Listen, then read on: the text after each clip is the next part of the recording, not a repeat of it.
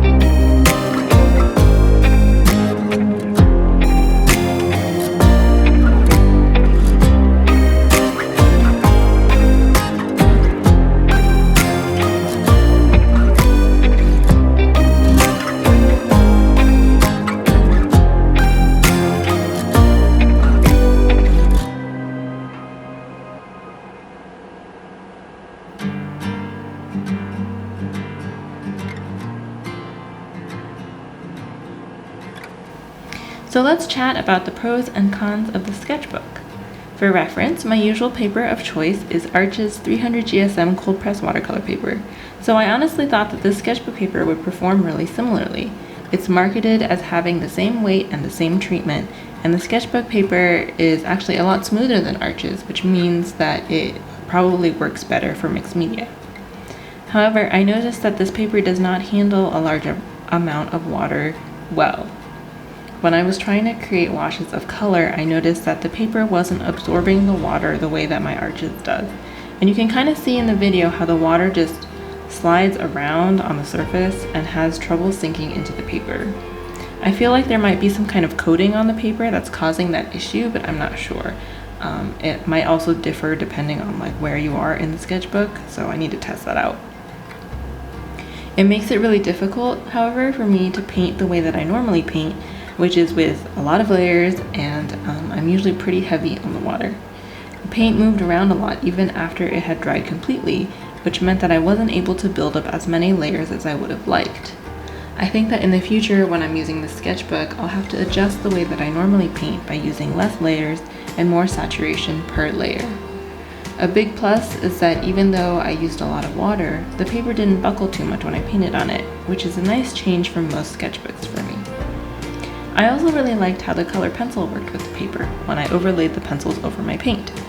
Since this paper is really smooth, the color pencil glided over the paper really nicely and created really smooth, strong lines. My regular Arches paper is really textured, which is lovely with watercolor, but can make overlaying colored pencil difficult since the lines will break from the texture. I also found that this paper is really easy to sketch on for the same reason, and erased really easily as well. I think the sketchbook might be really nice to draw with ink and markers, or maybe even watercolor brush pens, and I definitely want to experiment with that in the future. The biggest pro for me though is that this watercolor sketchbook is pretty affordable, considering how thick this paper is. I bought it at an artists and craftsman supply in New York City, and it cost me less than $20. And you can almost definitely get it for cheaper if you shop around on the internet, since New York City has a pretty high sales tax. I think that's pretty comparable to most watercolor sketchbooks that you can get in your local art stores, and this one has thicker paper than any other sketchbook I've tried so far. Even though it's currently not my favorite, I am really spoiled by my artist paper. I think it's a really good portable size, and I'll probably be bringing this around with me when we're finally able to go out and travel again. So that's it for this little sketchbook review and paint with me. Let me know if you have any sketchbooks that you really like and think that I should try. I'll have a list of sketchbooks that I've used in the description box below in case you're curious to see what I've used and liked or disliked previously, along with all the usual relevant information. As always, I'll also have my little section for petitions and a link for you to register to vote. And don't forget that I currently have a 15% off code in my shop, and I'm shipping internationally again. Thank you so much for watching. I love you all so very much, and thank you so much for being part of my cozy little space on the internet.